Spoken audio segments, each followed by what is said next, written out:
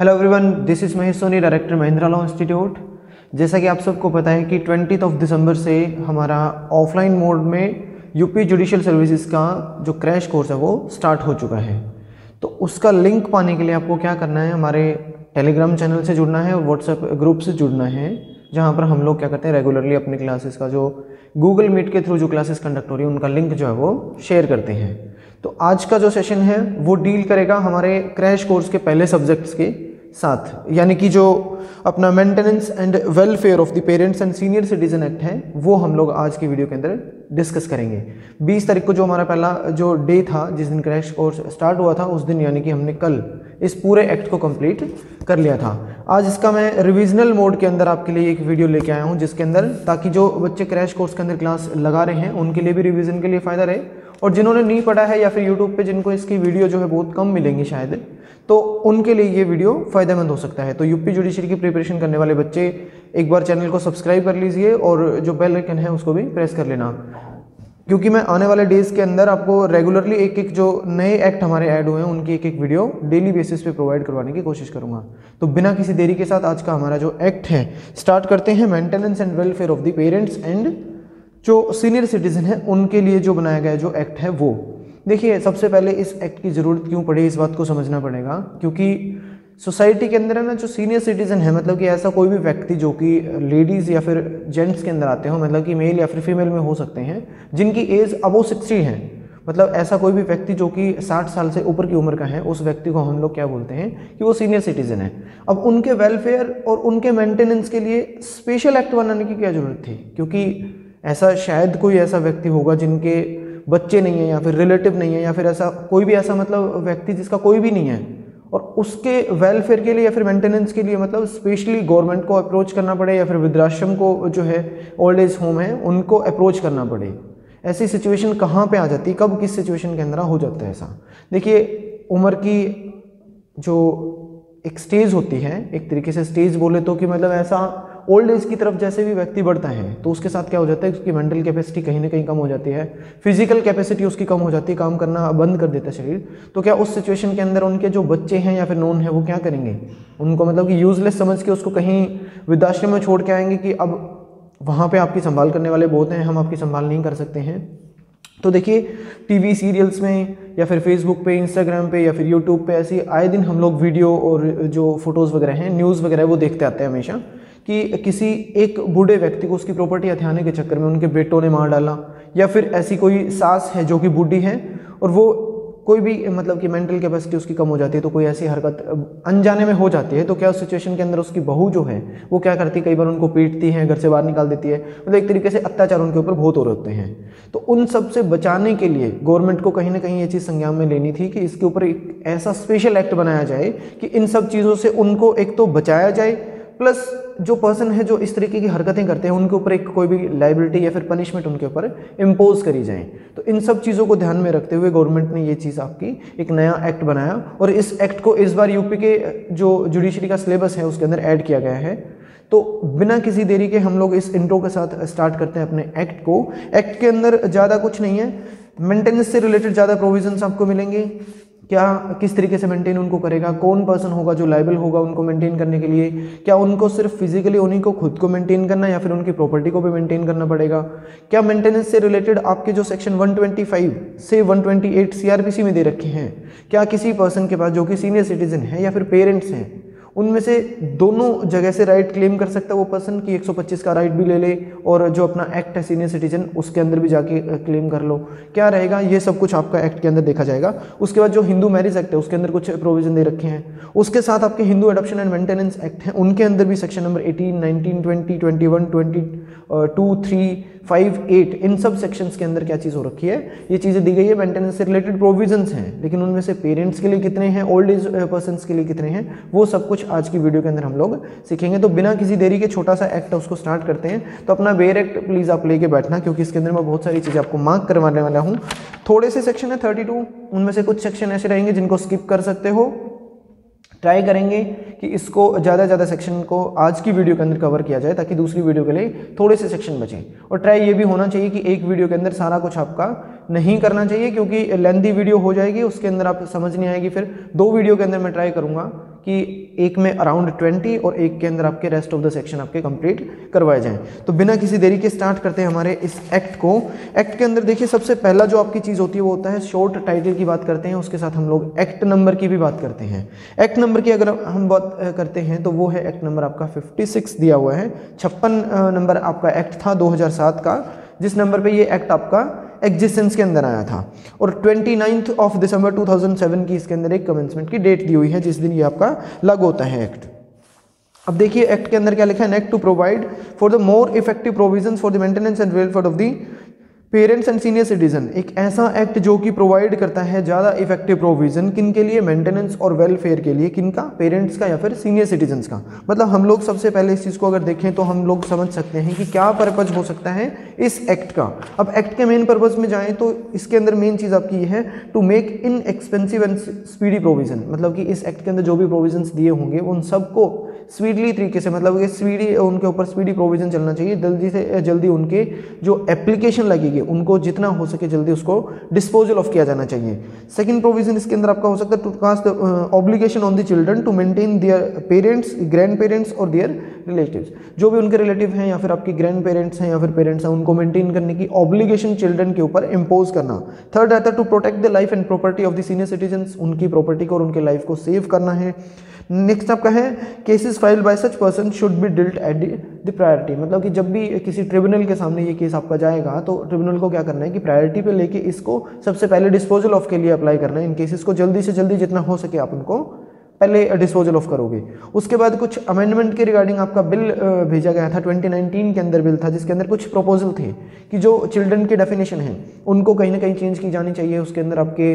जो grand parents हैं उनको तो पहले दिया हुआ है, कुछ नाती है या फिर आपके अदर जो रिलेटिव्स हैं उनको ऐड किया जाना चाहिए। पेरेंट्स की डेफिनेशन के अंदर थोड़े से चेंजेस होने चाहिए। मेंटेनेंस की डेफिनेशन है या फिर वेलफेयर की डेफिनेशन है उन सबको कहीं ना कहीं कुछ हद तक चेंज किया जाना चाहिए। उसके बाद एक मैक्सिमम अमाउंट दिया हुआ है कि मेंटेनेंस के लिए कितना मैक्सिमम अमाउंट उनको प्रोवाइड करवाया जाएगा, तो वो इस एक्ट के हिसाब से 10,000 दिया है। तो उसकी सीलिंग को कहीं ना कहीं आपका एक्सपेंड करने के पर्पज से भी कुछ आपके प्रोविजंस भेजे गए थे, अमेंडमेंट बिल 2019 के अंदर है। उसके साथ उसके अंदर आपके स्पेशल पुलिस यूनिट को भी अपॉइंट करने के लिए आपकी रिकमेंडेशन भेजी गई थी। उसके बाद सीनियर सिटीजन्स के लिए केयर होम्स वगैरह हो गए, होम केयर सर्विस अथॉरिटीज़ हैं, एजेंसीज हैं, उन सबको यहाँ पे अपॉइंट करने के लिए रिकमेंडेशन भेजी गई थी। तो ये सारी चीज़ें आपकी इस एक्ट के अंदर हम लोग पढ़ेंगे सेक्शन वाइज। तो चलिए स्टार्ट करते हैं। पहला सेक्शन हमारा लिखा short title extend and application and the commencement. तो सबको पता होता है दिस एक्ट में be called the maintenance and the welfare of the parents and senior citizen act 2007 का ये एक्ट कहलाएगा। दूसरे नंबर पर आपको बात करता है कि एक्ट कहाँ पर अप्लाई होगा, तो होल ऑफ इंडिया पे होगा। जम्मू कश्मीर आपका अब 2019 के बाद उनको हटा दिया गया है। उसके बाद बात करता है also applies to the citizen of India outside India. मतलब कि ऐसा कोई भी सिटीजन है जो कि इंडिया का तो है लेकिन वो रहता आउटसाइड इंडिया है तो उसके ऊपर भी ये एक्ट जो है अप्लाई हो जाएगा। इसका मतलब ये होगा कि कोई भी पेरेंट्स या फिर जो सीनियर सिटीजन है वो NRI है, मतलब कि आउट ऑफ इंडिया रह रहे हैं और उनकी प्रॉपर्टी इंडिया में है जिसको कि यूज़ कर रहे हैं उनके बच्चे, तो वो वहाँ पे बैठे भी आपके क्या कर सकते हैं, यहाँ से उन बच्चों से जो उनके बच्चे इंडिया में हैं उनसे अपना जो मेंटेनेंस है वो क्लेम कर सकते हैं। दूसरा इसके अंदर ये भी चीज़ आ जाती है कई बार कि कोई बच्चे जो हैं वो अगर इंडिया के बाहर सेटल हो जाते हैं तो क्या उनकी कोई लायबिलिटी नहीं होगी इंडिया में रहने वाले उनके पेरेंट्स को या फिर सीनियर सिटीजन को मेंटेन करने की। तो जी हाँ, बिल्कुल उनकी ये लायबिलिटी रहेगी कि वो वहाँ पे बैठे भी इनको मेंटेनेंस जो है वो प्रोवाइड करवाएंगे। सेकेंड सेक्शन जो आपका है उस पर हम लोग डायरेक्टली चलते हैं क्योंकि ये बहुत ही इंपॉर्टेंट सेक्शन। इसके अंदर कुछ पॉइंट्स आपको मैं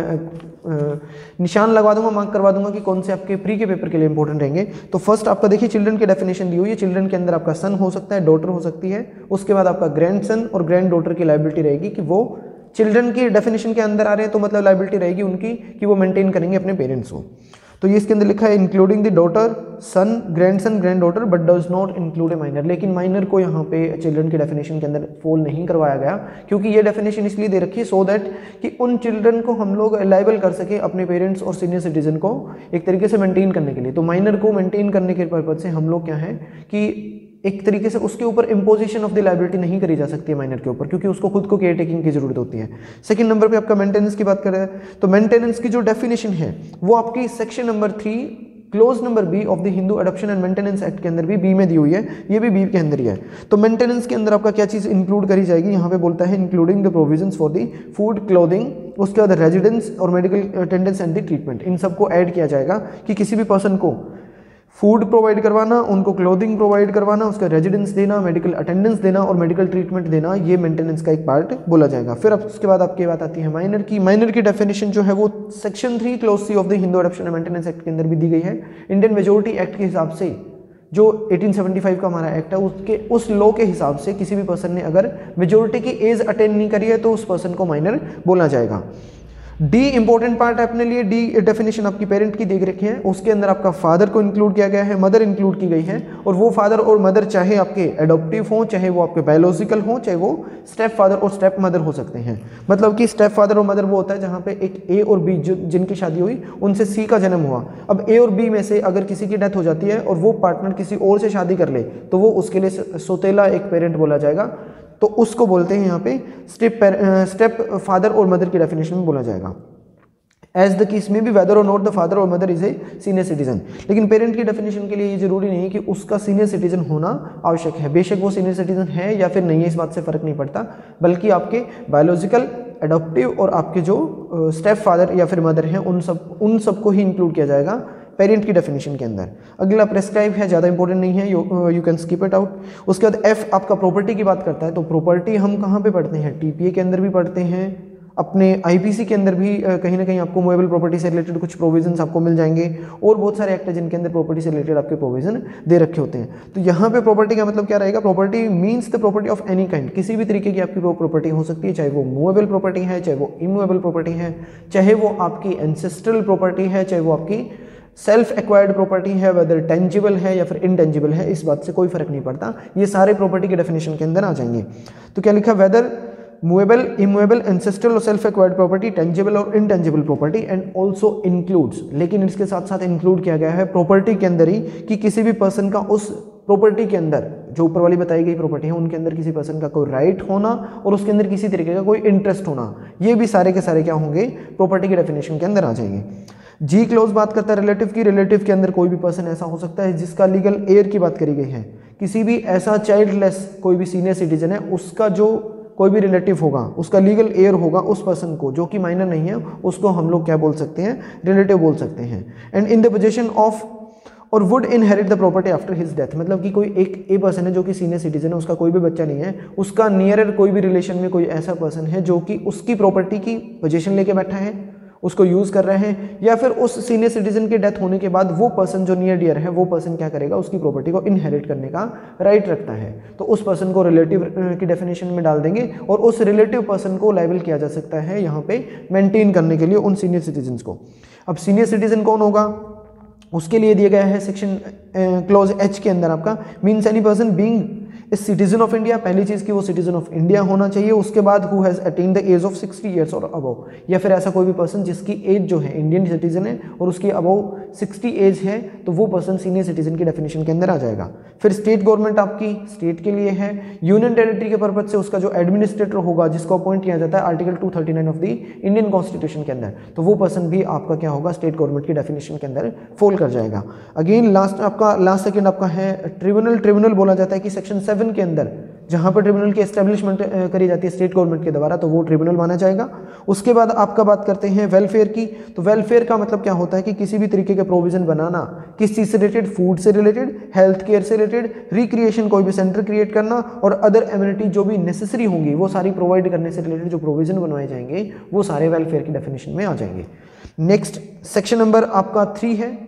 3 के अंदर ओवरराइडिंग इफेक्ट बताया गया है कि अदर जो भी एक्ट आपके हैं जिनके अंदर उस पर्सन के राइट रहेंगे उनके ऊपर ये वाला जो एक्ट है वो ओवरराइड इफेक्ट रखता है। तो सेक्शन 2 के अंदर चिल्ड्रन की डेफिनेशन, मेंटेनेंस की डेफिनेशन, पेरेंट्स, प्रॉपर्टी और सीनियर सिटीजन, इन सब की डेफिनेशन आपको ध्यान से पढ़ के जानी है। और वन मोर, ट्रिब्यूनल की आपको ज़्यादा इंपॉर्टेंट नहीं है, नंबरिंग पूछी जाएगी। उसके बाद आपका वेलफेयर की डेफिनेशन को एक बार थोड़ा सा नजर में से निकाल लेना। और दूसरा क्वेश्चन इसके अंदर से ये भी बन सकता है कि टोटल नंबर ऑफ कितनी डेफिनेशन सेक्शन 2 के अंदर दी गई हैं, तो 11 टोटल दी गई हैं, 2 के तक का टोटल प्रोविजन दिया गया है। अगेन हम बात करते हैं सेक्शन नंबर 4 की। हमारा सेक्शन नंबर 4 फॉल करता है पार्ट नंबर जो चैप्टर नंबर 2 है उनके अंदर। अब चैप्टर 2 के अंदर आपका maintenance end of the parents and senior citizen की बात करता है। जो सेक्शन 4 है वो आपका मेंटेनेंस की ही बात कर रहे हैं। ए senior citizen including the parent, कोई भी ऐसा सीनियर सिटीजन जो इंक्लूड करता है पेरेंट्स को, who is unable to maintain himself from his own property और ओन अर्निंग, जो भी उस सीनियर सिटीजन की या फिर उस पेरेंट के पास जो भी प्रॉपर्टी है और उसमें से जो प्रॉपर्टी में से अर्निंग आ रही है या फिर उसकी खुद की जो अर्निंग है उसमें से खुद को वो पर्सन मेंटेन नहीं कर पा रहा, तो shall be entitled to make an application under section 5। Under section 5 इस एक्ट के अंडर में वो एप्लीकेशन लगा सकता है। अब एप्लीकेशन पहली चीज बताएगा कि कौन एप्लीकेशन लगा सकता है, मतलब who is entitled to file an application under section 5, और किसके खिलाफ लगाएगा वो अभी बताएंगे। तो फर्स्ट का आपका पार्ट बोलता है पेरेंट और ग्रैंड पेरेंट। अब ग्रैंड पेरेंट और पेरेंट आपका एप्लीकेशन लगा सकता है अगेंस्ट वन और more of the children not being a minor, यानी मतलब कि बोले तो कि माइनर को छोड़ के किन्हीं भी बच्चों के खिलाफ, एक या एक से ज़्यादा जितने बच्चे हैं सबके खिलाफ भी एप्लीकेशन आपकी कोई भी पेरेंट या फिर ग्रैंड पेरेंट लगा सकता है। सेकंड नंबर पे आता है कि कोई अगर सीनियर सिटीजन है और उसका कोई भी बच्चा नहीं है, मतलब चाइल्डलेस कोई भी सीनियर सिटीजन है, तो वो किसी भी रिलेटिव के खिलाफ एप्लीकेशन लगा सकता है, जिसकी डेफिनेशन 2 के जी में बता रखी है कि कौन रिलेटिव हो सकते हैं। मतलब रिलेटिव वो पर्सन जो कि या तो उस सीनियर सिटीजन की प्रॉपर्टी को हेल्ड करके बैठा है, अपने पोजीशन में है, या फिर ऐसा कोई भी व्यक्ति है जो कि उस सीनियर सिटीजन की डेथ के बाद उसकी प्रॉपर्टी को क्या करेगा, इनहेरिट करेगा, तो वो पर्सन आपका रिलेटिव होगा और उसके खिलाफ एप्लीकेशन लग सकती है सेक्शन 5 के हिसाब से, जो कि दिया गया है सेक्शन 4 के क्लॉज 2 के अंदर, फर्स्ट के सेकंड पार्ट में। सेकंड बोलता है the obligation of the children और रिलेटिव। अब रिलेटिव और चिल्ड्रन जिनके खिलाफ ऊपर में एप्लीकेशन बताई थी, उनके खिलाफ आपकी ऑब्लिगेशन की बात करी गई है। उनकी एप्लीकेशन ऑब्लिगेशन कैसी होगी, मतलब कितना मेंटेनेंस वो प्रोवाइड करेंगे, उसके लिए ऑब्लिगेशन दी गई है। As the case may be to maintain a senior citizen extend to the needs of such senior citizen so that the senior citizen may lead a normal life, मतलब कि इतना वो मेंटेनेंस प्रोवाइड कर देंगे जिससे कि जो सीनियर सिटीजन है वो अपनी नॉर्मल लाइफ जी सके, उसको लीड कर सके। थर्ड बोलता है obligation of the children to maintain his और हर पेरेंट, अपने पेरेंट्स को मेंटेन करने की जो आपकी ऑब्लिगेशन दी गई चिल्ड्रन की, वो extend to the need of such parent और आइदर फादर और मदर और both as the case may be so that such parent may lead a normal life. मतलब सिंपल सी बात है, जिसके खिलाफ भी एप्लीकेशन लगेगी वो उतना ही मेंटेनेंस प्रोवाइड करेगा जिससे कि जिसने एप्लीकेशन लगाई है एप्लीकेंट अपनी एक नॉर्मल लाइफ को लीड कर सके। फोर्थ क्लोज आपका बात करता है any person being a relative of the senior citizen और having the sufficient means shall maintain such senior citizen provided he is in the position of the property of such citizen और would inherit the property of such senior citizen. मतलब कि एक person जो कि relative है वो उतना ही liable होगा जितनी भी वो प्रॉपर्टी अपने कब्जे में लेके बैठा, या फिर वो प्रॉपर्टी उस सीनियर सिटीजन की है लेकिन वो उसको इनहेरिट करेगा, तो ऐसा पर्सन लायबल माना जाएगा एज ए रिलेटिव के तौर पर उनको मेंटेनेंस प्रोवाइड करने के लिए। प्रोवाइजो दिया गया है प्रोवाइडेड दैट वन और मोर, अगर वहाँ पे रिलेटिव होंगे, अगर एक से ज़्यादा रिलेटिव हैं तो उनके ऊपर क्या सबकी लायबिलिटी रहेगी, कैसे रहेगी, उन सबकी बराबर प्रॉपर्टी, जितनी भी प्रॉपर्टी का प्रोपोर्शन उन्होंने लिया उतना ही प्रोपोर्शन वो मेंटेनेंस के लिए देने के लिए लायबल होंगे। मतलब रेटेबल डिस्ट्रीब्यूशन किया जाएगा कि 1 रेशियो के साथ अगर निकालें 2/3 पार्ट को एक बंदा यूज कर रहा है, बाकी रेस्ट ऑफ द पार्ट को एक बंदा यूज कर रहा है, तो 2/3 पार्ट ऑफ द मेंटेनेंस का टोटल अमाउंट एक पर्सन देगा, रेस्ट ऑफ द पार्ट के लिए सेकंड पर्सन को लायबल किया जा सकता है। तो ये था सेक्शन 4 के अंदर। अब सेक्शन 5 आपका बात करता है कि एप्लीकेशन लगानी है मेंटेनेंस के लिए, तो an application for the maintenance under section 4 may be made, कौन कौन पर्सन लगा सकता है, तो पहले के अंदर बोलता है बाय सीनियर सिटीजन लगा सकता है, कोई भी पेरेंट लगा सकता है एज द केस में भी, और वो कब लगा सकता है, अगर वो अनेबल टू मेंटेन हिमसेल्फ या फिर देमसेल्व्स है तो उस केस के अंदर एप्लीकेशन लगा सकता है। दूसरे केस में बोलता है कि उनके बिहाफ पे कोई और पर्सन भी लगा सकता है जब वो खुद incapable to file an application हो, कि सीनियर सिटीजन या फिर पेरेंट है जो कि पर्सन अपने आप में खुद कैपेबल नहीं है एप्लीकेशन लगाने के लिए भी, तो उसके बिहाफ पे कोई और अदर पर्सन आएगा या फिर कोई ऑर्गेनाइजेशन आएगी जिनको ऑथोराइज कर रखा होता है, वो भी एप्लीकेशन लगा सकते हैं। इवन जो मेंटेनेंस ट्रिब्यूनल है वो स्यू मोटो एक्शन भी उसके ऊपर ले सकता है, ये सी क्लॉज में दिया गया है। उसके बाद ऑर्गेनाइजेशन का मीनिंग दिया गया है, उसको एक बार पढ़ लेना, ज़्यादा इंपॉर्टेंट नहीं है। सेकंड क्लोज आपका बात करता है इंटरिम मेंटेनेंस की है, कि जब एप्लीकेशन लगेगी मंथली अलाउंसेस के लिए, तो उस टाइम पे आपका जिस टाइम पे प्रोसीडिंग चल रही होती है उस टाइम पे भी खर्चा देने के लिए आपके ऑर्डर पास किए जा सकते हैं। The tribunal made during the pendency of the proceeding regarding the monthly allowances for the maintenance under this section, जब इस सेक्शन के अंडर में कोई भी मंथली अलाउंसेस के रिगार्डिंग कोई भी एप्लीकेशन लग रखी होती है और उसके ऊपर जब कोई भी प्रोसीडिंग चल रही होती है, ऑर्डर सच चिल्ड्रन और relative to make a monthly allowances, तो उस टाइम पे भी आपके ऑर्डर पास हो सकते हैं कि आप उसके ऊपर मंथली अलाउंसेस जो है जो वो दो। For the entry maintenance of such senior citizen including the parent और to pay same to such senior citizen including the parent as the tribunal may time to time direct, मतलब कि application आपने लगाई थी मंथली अलाउंसेस की, जब उसका proceeding चल रहा है तो एंट्री मेंटेनेंस के भी ऑर्डर आ सकते हैं, ये भी इसके अंदर सेकंड क्लॉज में दिया गया है। थर्ड आपको बोलता है ऑन रिसिट, जब भी उसके पास एप्लीकेशन आएगी, ट्रिब्यूनल के अंदर कोई एप्लीकेशन लगेगी मेंटेनेंस के लिए, तो वो क्या करेगा, पहले नोटिस इशू करेगा सेकंड पार्टी को, और उस पार्टी को नोटिस देके बुलाएंगे और उसकी भी सुनवाई करी जाएगी, उसको प्रॉपर अपॉर्चुनिटी देंगे, उसकी सुनवाई करवाई जाएगी। मतलब ओडी अल्टरम पार्टम का यहाँ पे डॉक्ट्रिन एप्लीकेबल हो जाता है। फोर्थ क्लोज में बोलता है एप्लीकेशन, अगर सेकंड क्लोज के अंदर कोई भी एप्लीकेशन जब लगती है तो एक टाइम पीरियड दिया गया है, वो देखते हैं क्या है। For the monthly allowances for the maintenance and expenses for the proceeding shall be disposed of within 90 days from the date of the service of notice of the application to such person. उस जो against वाला जिस person के खिलाफ आपकी application लगी है, उस पर्सन को जिस दिन नोटिस दिया उसके अगले 90 दिन के अंदर क्या करेगा ट्रिब्यूनल जो है उस एप्लीकेशन को फाइनली डिस्पोजल ऑफ कर देगा। लेकिन अगर सर्कमस्टांसेस ऐसे हैं या फिर एक्सेप्शनल सर्कमस्टांसेस आपके फॉल करते हैं तो उस सिचुएशन के अंदर 30 डेज तक इस टाइम को बढ़ाया जा सकता है। ये चीज़ें आपकी प्रोविजो के अंदर दी गई है। द ट्रिब्यूनल में extend the said period once for a maximum period of 30 days in exceptional circumstances for the reason to be recorded in writing। Fifth के अंदर आपका बोलता है कि जब भी एप्लीकेशन आपकी एक या एक से ज़्यादा पर्सन्स के खिलाफ लगाई जाएंगी तो ये भी आपका हो सकता है, मतलब कि एप्लीकेशन जो है एक से ज़्यादा पर्सन के खिलाफ भी लग सकती हैं। प्रोवाइजो फिर उसके बाद बोलता है कि सच चिल्ड्रन और relative may implead the other person liable to maintain parent in the application for the maintenance. मतलब कि एक पर्सन के खिलाफ एप्लीकेशन लगी है तो वो पर्सन आपका क्या कर सकता है, उसी एप्लीकेशन के अंदर रिप्लाई में ये चीज़ इम्प्लीड कर सकता है कि जो अदर पर्सन है जिसके खिलाफ आपने एप्लीकेशन नहीं लगाई वो पर्सन भी लाइबल होता है ये तरीके की मेंटेनेंस देने के पर्पज से। तो ये फिफ्थ क्लॉज है। सिक्स्थ आपका बोलता है where the maintenance order was made against one और मोर,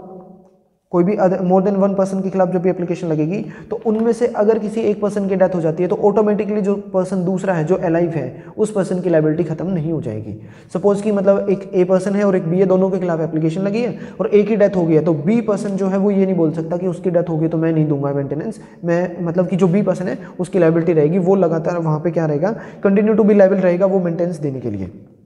सेवंथ आपका बोलता है where such allowances for the maintenance and expenses for the proceeding shall be payable from the date of the order. अभी आपकी क्या चीज़ है कि कब से ये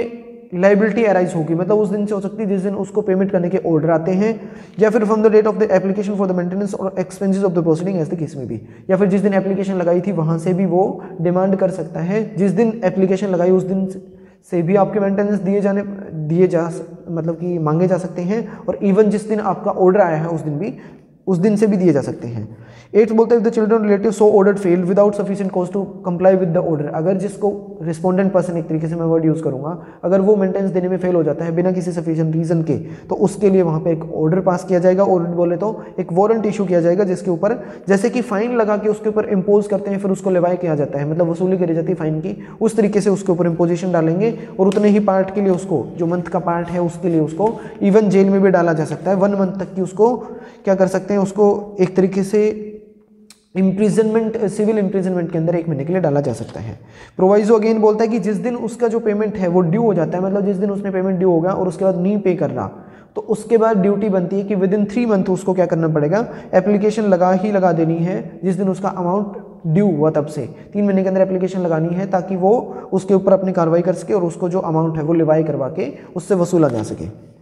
तो ये पार्ट आपका सेक्शन नंबर 5 था जिसके अंदर एप्लीकेशन लगाई जाती है। अब सेक्शन नंबर 6 पे ऊपर आते हैं जहां पे प्रोसीजर और ज्यूरिसडिक्शन की बात करी गई है। द प्रोसीडिंग अंडर सेक्शन 5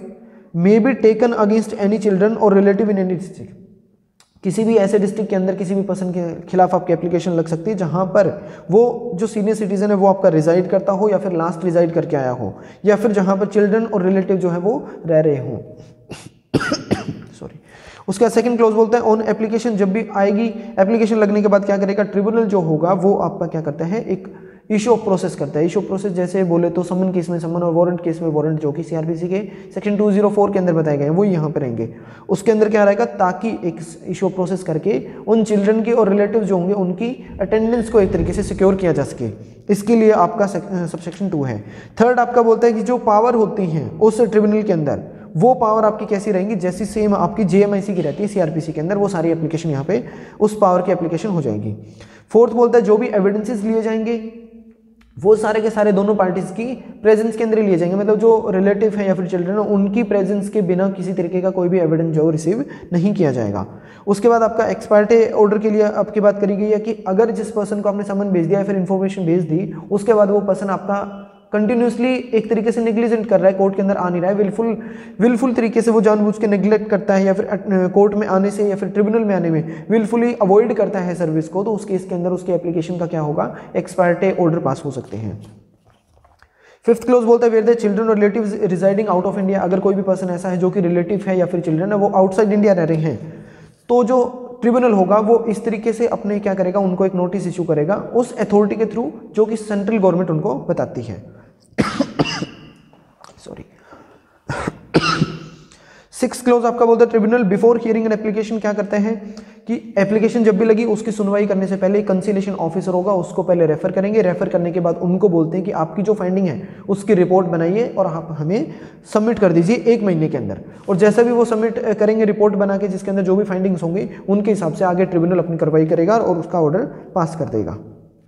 फिर आपका एक एक्सप्लेनेशन दे रखी है कंसिलेशन ऑफिसर कौन होगा, उसको एक बार जाके देख लेना, ज़्यादा इंपॉर्टेंट नहीं है। 7th क्लोज बोलता है कि मेंटेनेंस जो आपके 7th सेक्शन सॉरी उसके अंदर बोलता है जो भी मेंटेनेंस ट्रिब्यूनल है उसको स्टैब्लिशमेंट करने का या फिर उसका गठन कौन करता है।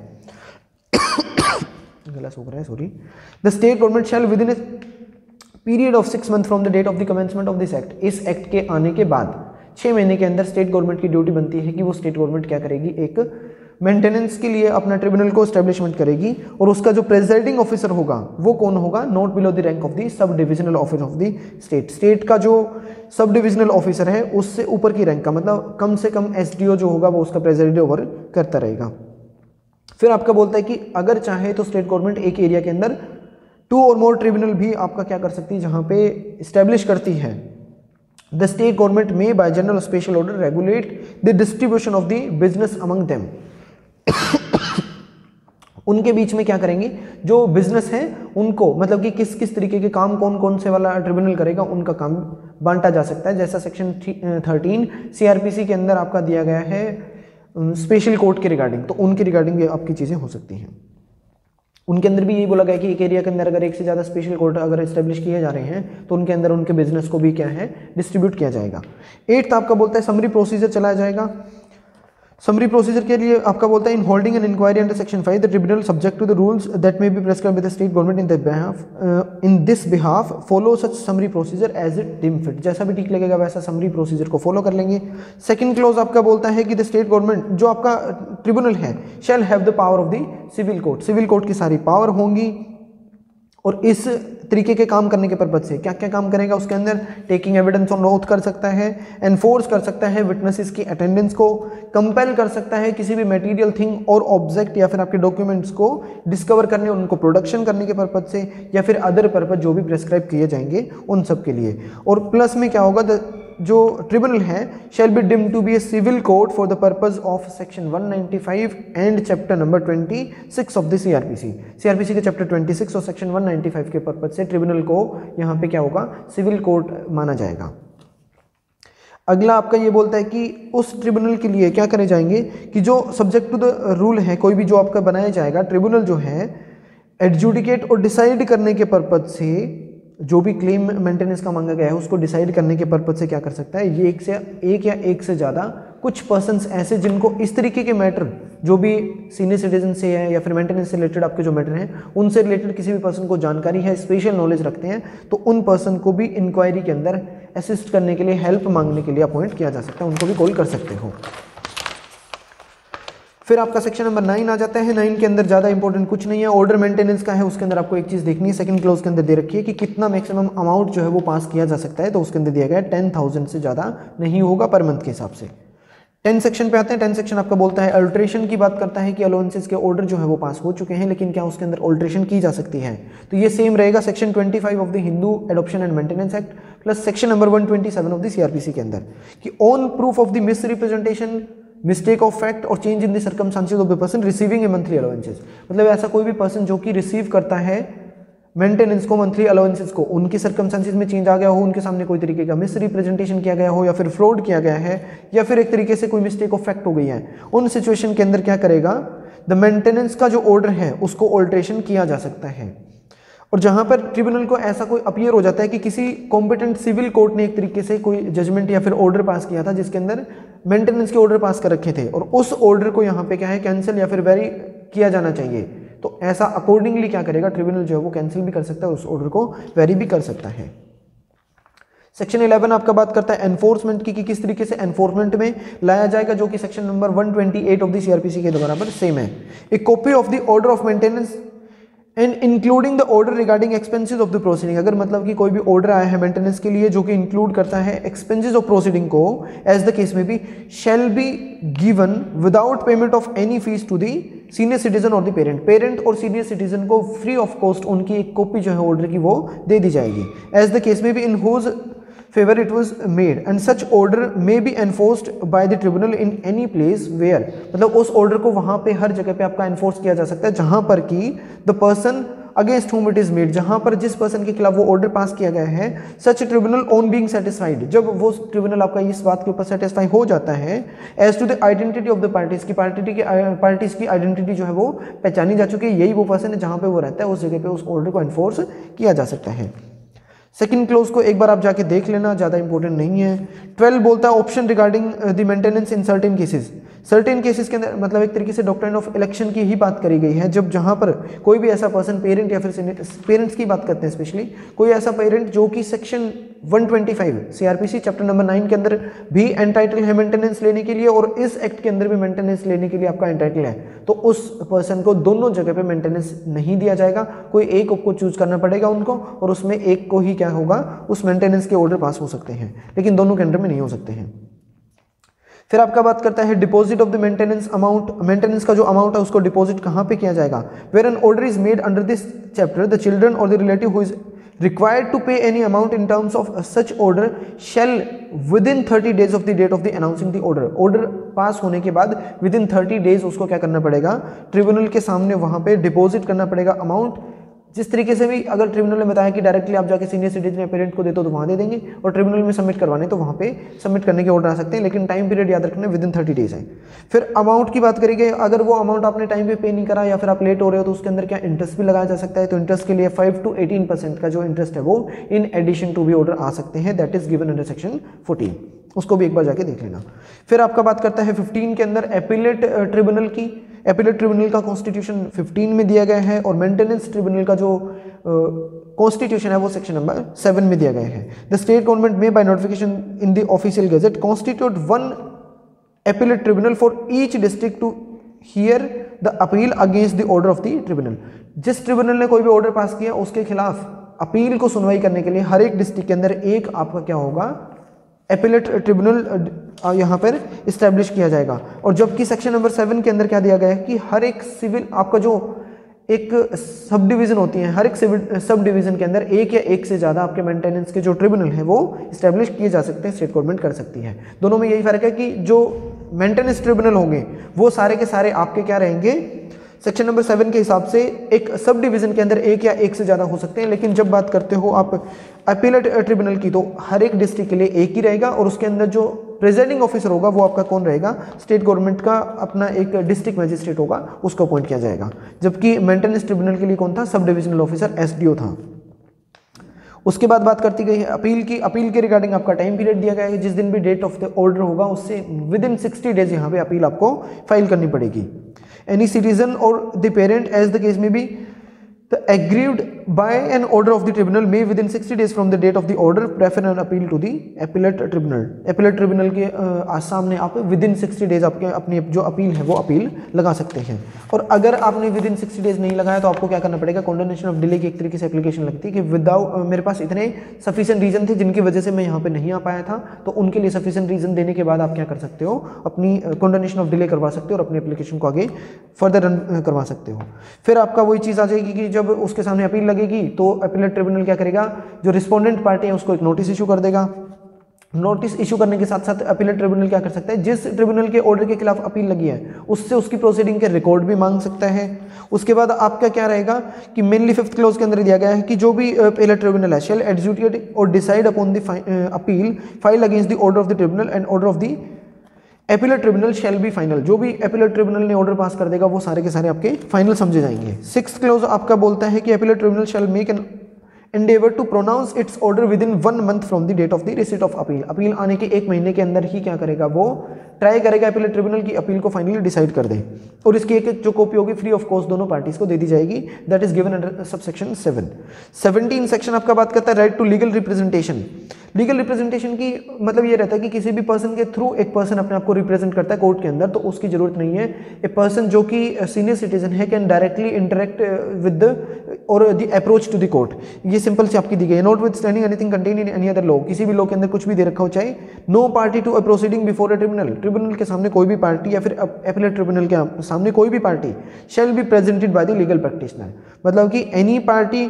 बिफोर द ट्रिब्यूनल और appellate tribunal shall not be represented by the legal practitioner. Legal practitioner की वहां पे जरूरत नहीं है, वो डायरेक्टली अप्रोच कर सकते हैं कोर्ट को। मेंटेनेंस ऑर्डर की बात करी गई है 18 के अंदर। 18 आपका बात करता है स्टेट गवर्नमेंट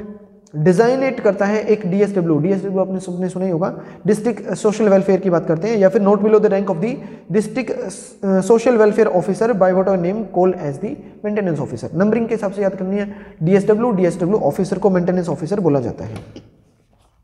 उसके बाद आपका चैप्टर नंबर 3 आ जाता है, सेक्शन नंबर 19 की बात करता है। 19 के अंदर आपकी बताई गई है कि ओल्ड एज होम जो होते हैं आपके वृद्धाश्रम, उनको एस्टेब्लिशमेंट करने का काम कौन करती है, तो स्टेट गवर्नमेंट करती है। मिनिमम एक तो होगा ही होगा, हर एक डिस्ट्रिक्ट के अंदर आपका होना चाहिए, लेकिन क्या हो सकता है कि कितनी भी जगह के अंदर आपकी जरूरत के हिसाब से नंबरिंग आपकी फिक्स करी जाती है। The state government may establish और maintain such number of old age homes at accessible places, मतलब जो जरूरतमंद जगह हैं उन जगहों पे जितने भी नंबरिंग आपकी जरूरत रहेगी उतने सारे के सारे एस्टेब्लिश करती है। एज में भी